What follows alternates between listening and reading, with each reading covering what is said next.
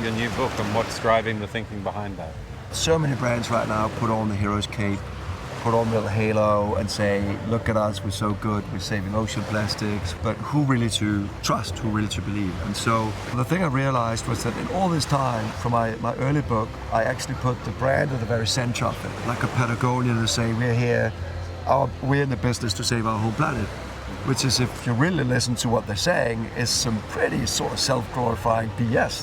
What if you had a brand or a leader who actually helped you on your journey? Because the outcome of that, for me, it's actually what you and I can feel. And that might be that I'm starting to live a healthier life, that I'm starting to live a more carbon-friendly life.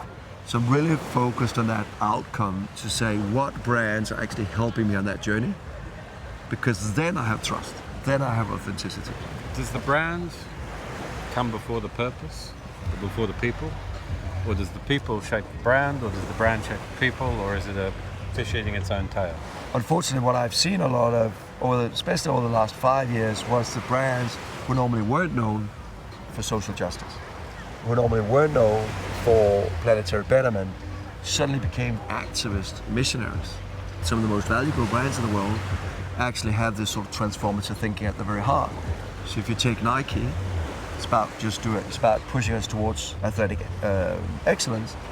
Or Apple, which used to be about this sort of unleashing creativity across products and services and across campaigns. I think where brands lost their relevance was when they forgot to play a meaningful role in my life.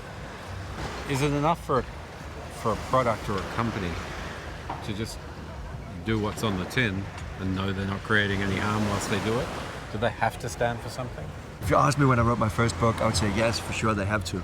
But I mean, does any toilet paper brand need to stand for anything else than being extremely good at wiping my ass? Maybe not. I think the one thing that has changed, though, is that sustainability has very much moved to the forefront. So that's a different story. As a company, you might not need that sort of higher societal purpose.